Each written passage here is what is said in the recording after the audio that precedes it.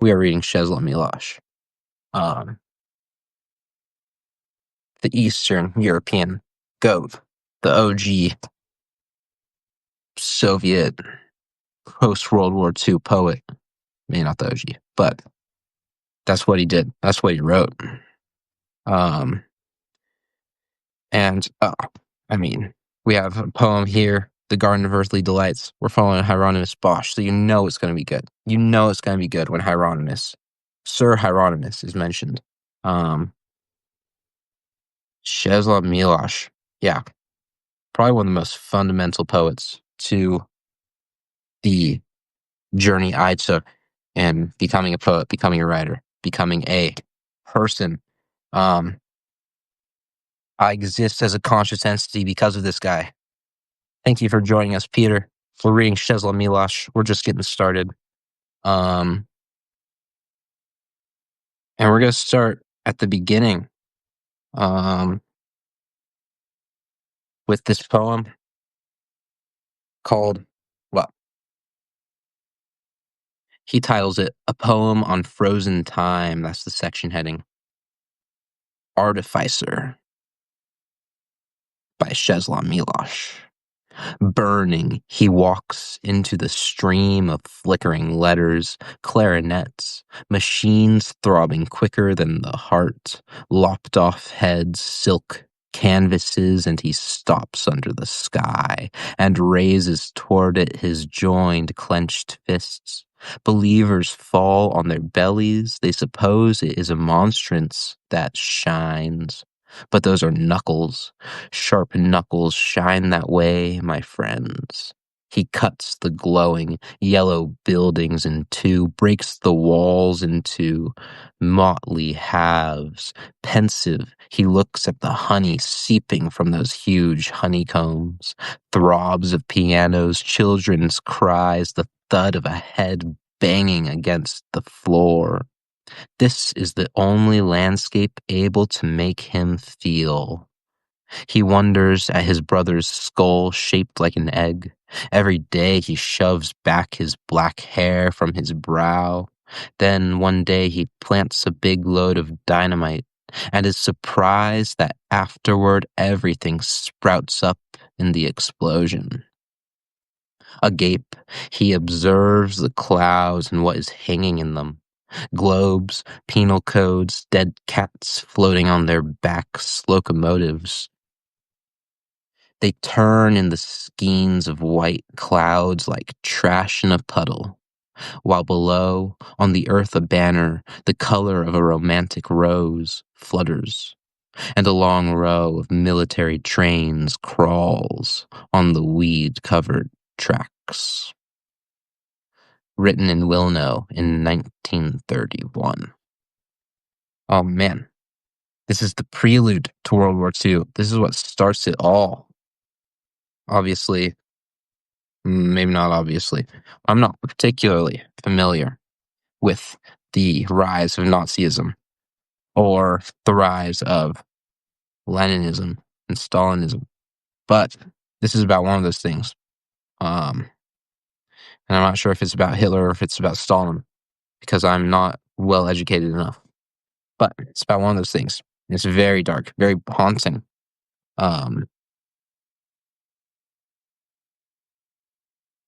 that's where Czeslaw Milosz starts. That's where his collected poems start. That's where his psyche starts. And everything builds from that moment. Well, of course, the Second World War forever changed the psyche of Europe and of the world. But especially impacted the poetry of that time and what came from it. And poets either picked up the sense of cynicism and carried that, Czeslaw Milosz kind of did, or they turned to almost religion and spirituality. We see like Simone Weil, philosopher, not poet, but I digress. From the Spirit of History. Under a linden tree, as before, daylight quivered on a goose quill dipped in ink. Books were still governed by the old rule. born of the belief that visible beauty is a little mirror for beauty of being. The survivors were running through fields, escaping from themselves, knowing that for 100 years they wouldn't return.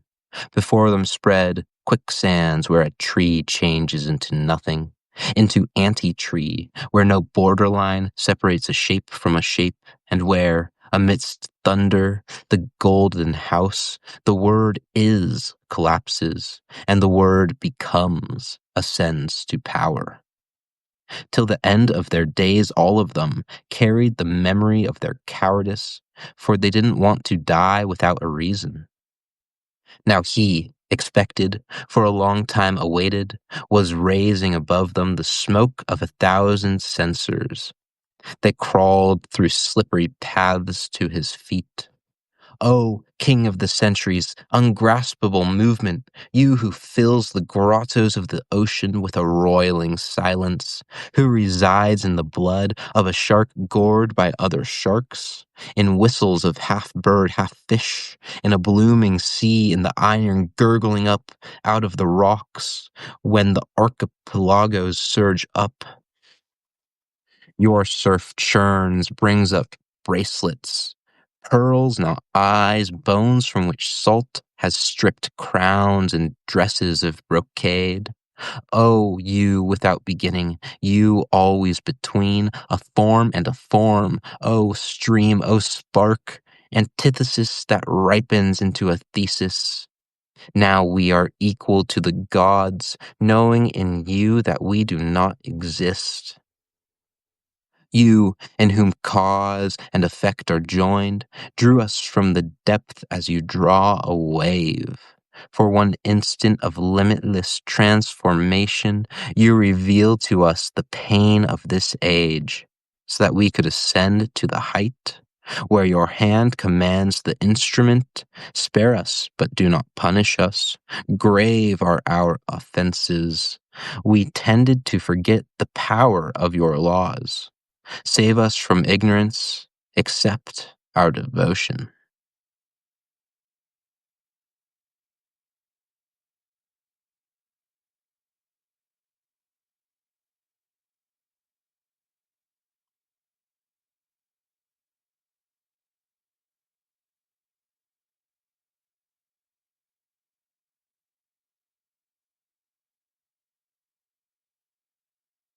What is this?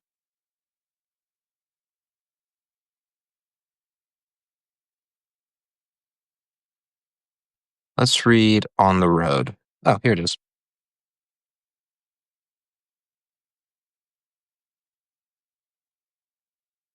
On the Road. To what summoned and to whom? Blindly, God Almighty, through horizons of woolly haze, Fata Morganas of coppery scales on the fortresses of maritime provinces, through a smoke of vines burning over creek beds, or through the blue myrrh of dimmed churches, to the unattainable small valley, shaded forever by words, where the two of us, naked and kneeling, are cleansed by an unreal spring. Without the apple of knowledge, on long loops from earth to sky, from sky to the dried blood of potter's soil, disinherited of prophecies, eating bread at noon under a tall pine, stronger than any hope.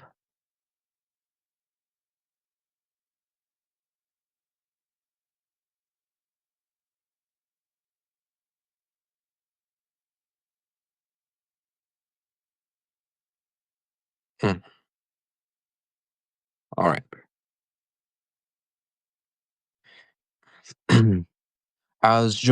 I joined Joseph Coleman's stream earlier today. I was just kind of listening in while I was trying to write a paper, um, which did not go well. But Joseph gave me a very kind shout out, so I'll reciprocate that.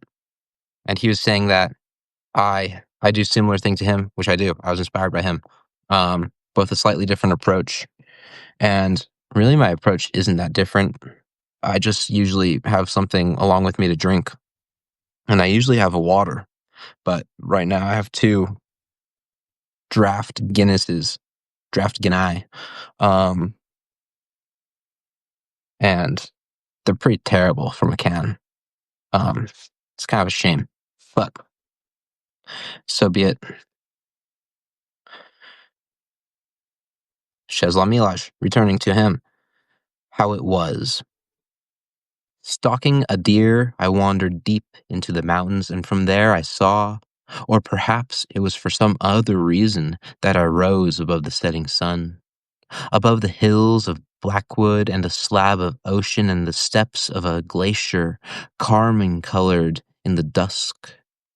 I saw absence, the mighty power of counter-fulfillment, the penalty of a promise lost forever. If in teepees of plywood, tiny shreds and grimy sheet iron, ancient inhabitants of this land shook their rattles, it was all in vain. No eagle creator circled in the air from which the thunderbolt of its glory had been cast out. Protective spirits hid themselves in the subterranean beds of bubbling ore, jolting the surface from time to time so that the fabric of freeways was bursting asunder. God the Father didn't walk about any longer, tending the new shoots of a cedar. No longer did man hear his rushing spirit. His son did not know his sonship and turned his eyes away when passing by a neon cross flat as a movie screen showing a striptease. This time, it was really the end of the Old and the New Testament. No one implored, everyone picked up a nodule of agate or diorite to whisper in loneliness, I cannot live any longer.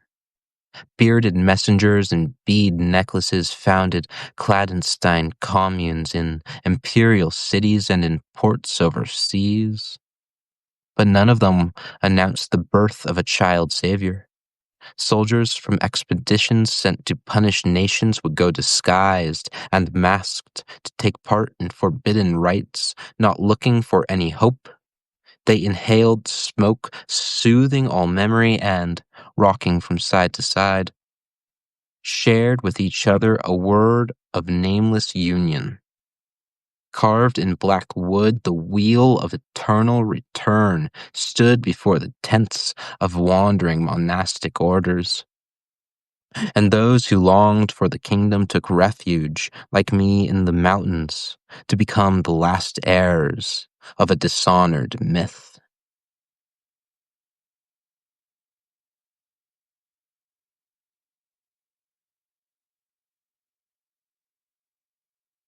Hmm.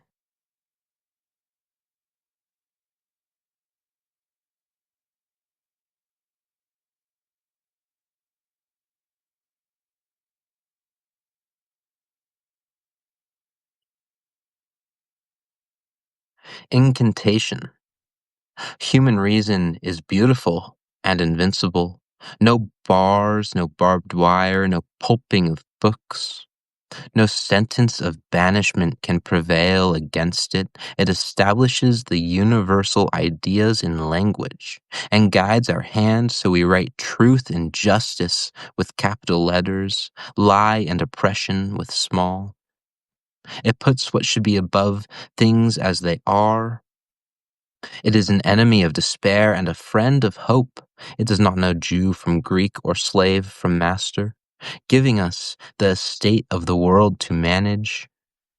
It saves austere and transparent phrases from the filthy discord of tortured words. It says that everything is new under the sun, opens the congealed fist of the past, beautiful and very young, our philosophia, and poetry, her ally in the service of the good. As late as yesterday, nature celebrated their birth. The news was brought to the mountains by a unicorn and an echo. Their friendship will be glorious. Their time has no limit. Their enemies have delivered themselves to destruction.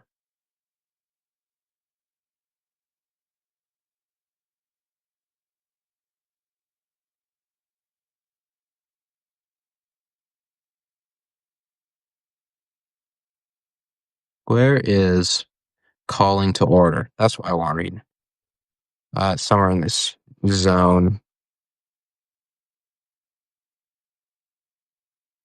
This is a good one too. We'll revisit this one. Um, a sticky note for later. Okay. Um, yeah. Calling to order by Czeslaw Milosz. You could scream because mankind is mad, but you of all people should not. Out of what thin sand and mud and slime, out of what dogged splinters did you fashion your castle against the test of the sea, and now it is touched by a wave? What chaos received bounds? From here to there, what abyss was seen and passed over in silence? What fear of what you are? It shows itself, but that is not it. It is named, remains nameless. It is coming to be, but has not yet begun. Your castle will topple into the wine-colored, funereal sea. She will assuage your pride. Yet you knew how to use next to nothing. It is not a matter of wisdom or virtue. So how can you condemn the unreason of others?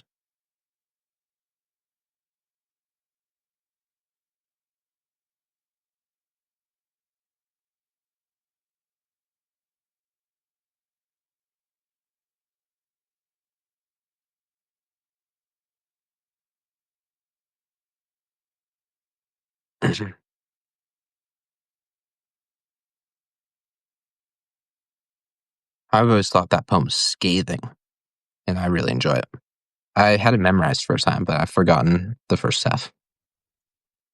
Um, this poem is called Seasons. Transparent tree, full of migrating birds on a blue morning. Cold because there is still snow in the mountains. He's very much taking after Hound with Faces in the Metro. It's a little derivative, but it's very good. Um, so we can forgive Milosh here. This poem is beautiful, though. Gift. A day so happy, fog lifted early. I worked in the garden. Hummingbirds were stopping over honeysuckle flowers. There was no thing on earth I wanted to possess. I knew no one worth my envying him. Whatever evil I had suffered, I forgot. To think that once I was the same man did not embarrass me. In my body, I felt no pain. When, straightening up, I saw the blue sea and sails. What a lovely sentiment. What a lovely poem. Someday I'll experience the same gift, perhaps, if I am lucky. And we have From the Rising of the Sun, one of the greater poems of all time, probably Czeslaw Milosz's masterpiece. But it would take about 3 hours to read through it, so I'm not going to do it. I'll read an excerpt, though, from the Diary of a Naturalist. Um, an excerpt I really enjoy because it mentions Oregon, my home state. All right. Well, I'll start with this excerpt. My generation was lost, cities too, and nations, but all of this a little later. Meanwhile, in the window, a swallow performs its rite of the second. That boy, does he already suspect that beauty is always elsewhere and always delusive? Now he sees his homeland at the time of the second mowing, roads winding up hill and down, pine groves, lakes, an overcast sky with one slanting ray, and everywhere men with scythes, in shirts of unbleached linen, and the dark blue trousers that were common in the province. He sees what I see even now. Oh, but he was clever, attentive as if things were instantly changed by memory.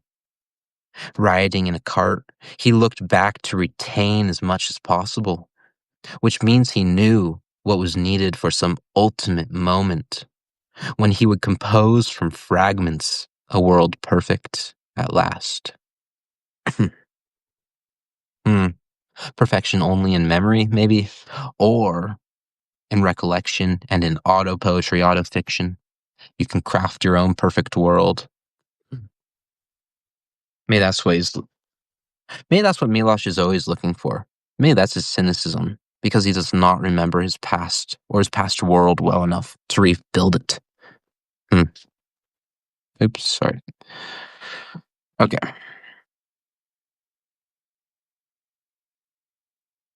And now we have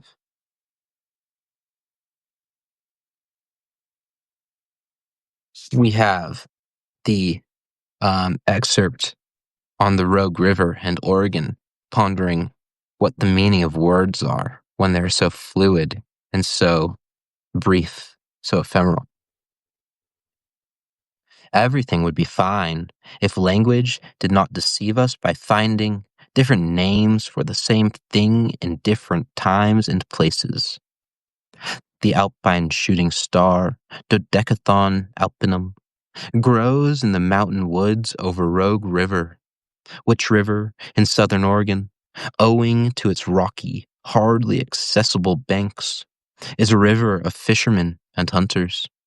The black bear and the cougar are still relatively common on these slopes. The plant was so named for its pink-purple flowers, whose slanting tips point to the ground from under the petals, and resembles a star from 19th century illustrations that falls, pulling along a thin sheaf of lines. The name was given to the river by French trappers when one of them stumbled into an Indian ambush. From that time on, they called it La Rivière de Coquins, the river of scoundrels, or rogue in translation. I sat by its loud and foamy current, tossing in petals and thinking that the name of that river in the Indian language will never be known, no more than the native name of their river. A word should not be contained. A word should be contained in every single thing, but it is not. So what then of my vocation? And that's the question every poet has to ask themselves. If a word is not inherently contained in everything, um, how can you presume to encounter the ultimate depth of everything through poetry? Um, that's the paradox. I guess that's part of the beauty of it. That is the beauty of it. That you're acting on faith that you can even begin to approach what you're trying to approach. Or you could just not think about it too much. That's what I do and it works. All right. Oh, bells in winter. Let's see.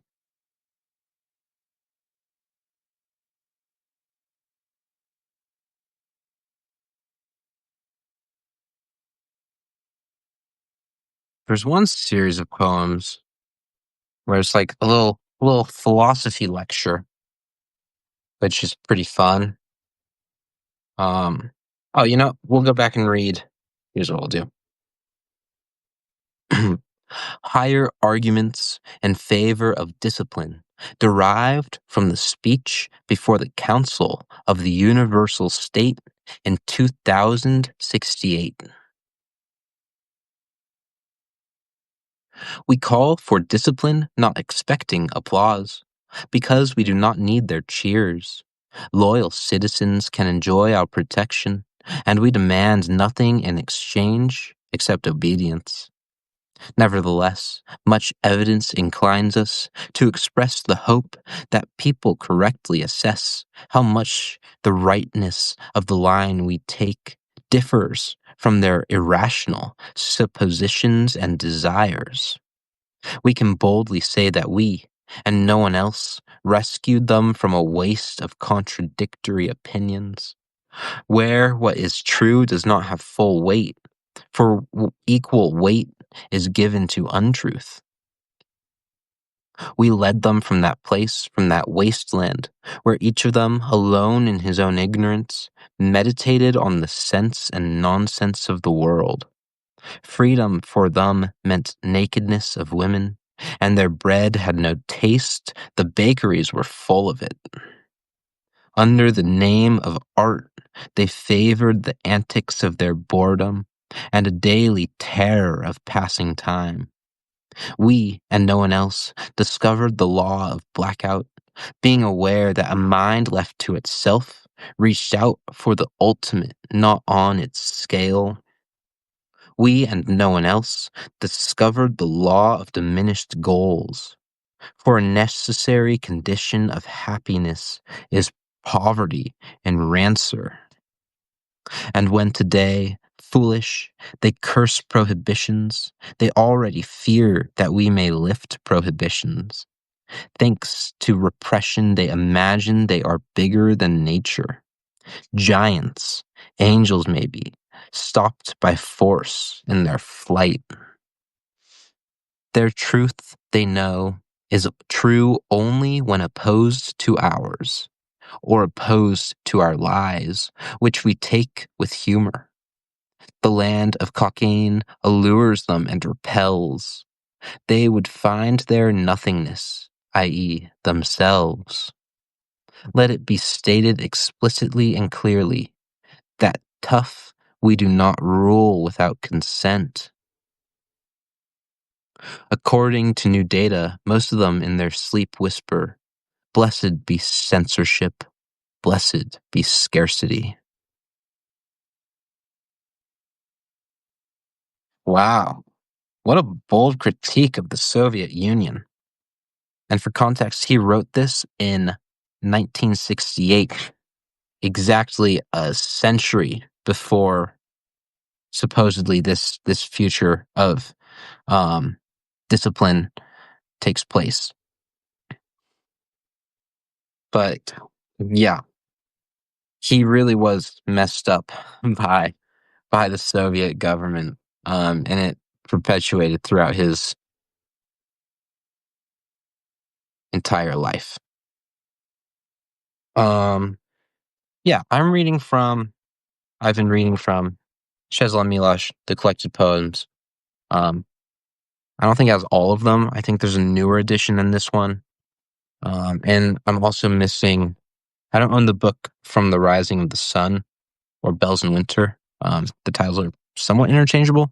Depends on what publisher and what edition. But that has some more stuff in it that's not included in this. This is from Echo Press. I'm sure there's some weird legal stuff. And he died in 2004. This was published in 1988. So he wrote things after the publication of this. Yeah, and Milosz, he grew up in Lithuania and Poland, kind of on the border there. He went to school in Poland, um, was in Warsaw during the siege during World War II. He saw the destruction of the city when it was razed by the Soviets and the Nazis. Well, by the Nazis, and then the Soviets came into the weakened state and kind of just took everything over because both the Poles and the Germans had been weakened by each other, and there's nothing standing in the way of Soviet occupation, and thus Soviet occupation of all of Poland. And Milosz was really messed up by all of this, clearly. I think he begins to recover later in his career. He is able to flee to Paris from Poland. He escapes the Soviet Union as a journalist and goes to America. He ends up as a professor at Berkeley. And I think his poetry gets much better there because he meets Robertson Jeffers and all of the beatniks, and he's in their company. He's teaching. He starts to become, his style changes a bit. He takes some like Eastern Asian influence. We can see that in Seasons and in Gift. I think his poetry becomes a little more lighthearted, a little more beautiful, um, a little like less of these deep Gnostic themes. There's beauty in Gnosticism, but Milosz likes to explore the hatred and the vileness of it. Um, yeah, he's a very cynical poet, but he writes of nature very prettily, very well. And that resonated with me, and that's stuck with me. So I'm gonna put this book aside, and I'm gonna grab the Book of Luminous Things, which is an anthology edited by Milosz. Um, let's see, what do I like from this? Ooh, Kenneth Rexroth. That's another California poet. Um, and he was one of the early beatniks, not very well known. But Kenneth Rexroth. Remember the name. Signature of All Things, Part 1. My head and shoulders, and my book, in the cool shade and my body. Stretched, bathing in the sun, I lie, reading beside the waterfall. Boehm's signature of all things. Through the deep July day, the leaves of the laurel and the colors of gold spin down through the moving, deep laurel shade all day. They float on the mirrored sky in the forest for a while, and then, still slowly, spinning, sink through the crystal deep of the pool to its leaf gold floor. The saint saw the world as streaming in the electrolysis of love. I put him by and gazed through the shade, folded into shade of slender laurel trunks in the leaves filled with sun. The wren broods in her moss-domed nest. A newt struggles with a white moth, drowning in the pool. The hawks scream. Playing together on the ceiling of heaven, the long hours go by. I think of those who have loved me, of all the mountains I have climbed, of all the seas I have swum in. The evil of the world sinks. My own sin and the trouble falls away. Like Christian's bundle I watch. My 40 summers fall like falling leaves and falling water held eternally in summer air.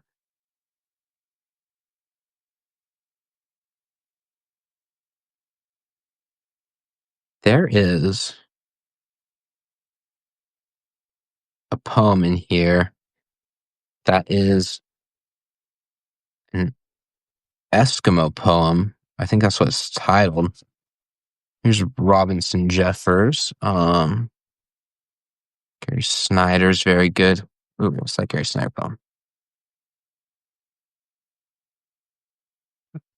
I'm not really. I'll find it. Um,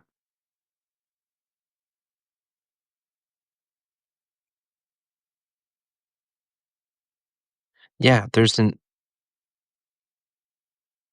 poem in here. I need to find it because I really enjoy it. Um,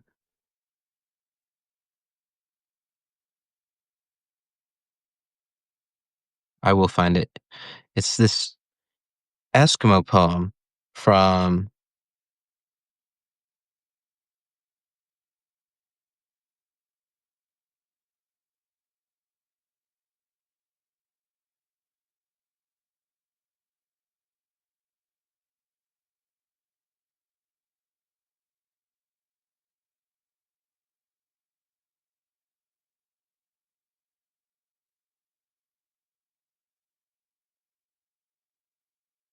There it is, page 268. It took me long enough.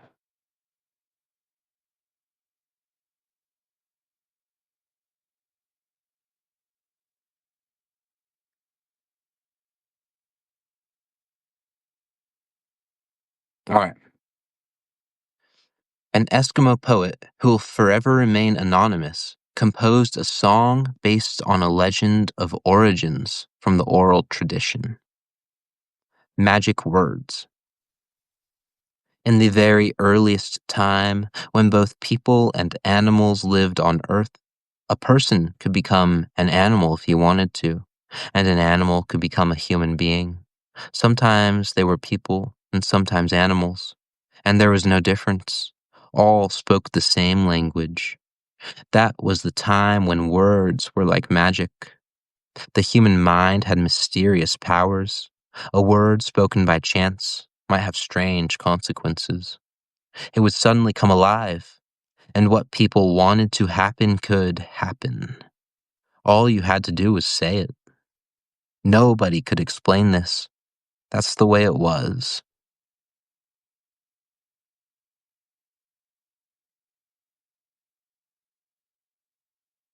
I really enjoy reading Indigenous American folklore and tradition and creation stories. Um, they're absolutely beautiful, for one. It's really fascinating to see where they reflect each other and where they reflect Eastern and Western creation stories. Um, like here, we have almost analog, an analog of the story of Babel from that's in Exodus, right? Or maybe it's Genesis. But yeah, very similar themes to a story from the Christian Bible. So,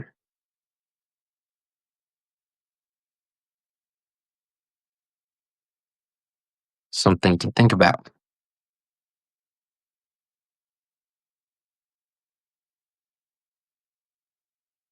All right, we're going to read a Gary Snyder poem, and I'm going to sign off and go to bed.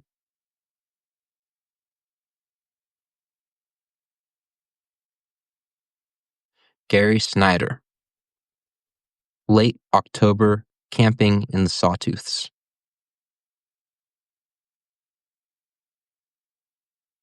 Someone's playing very dramatic music outside my door. It's great timing. Late October, camping in the Sawtooths. Sunlight climbs the snow peak, glowing, pale red.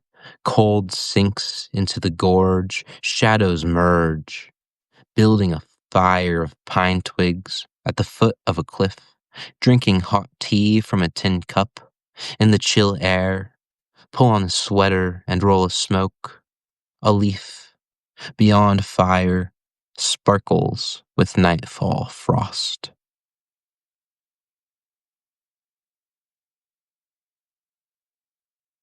Have a good night.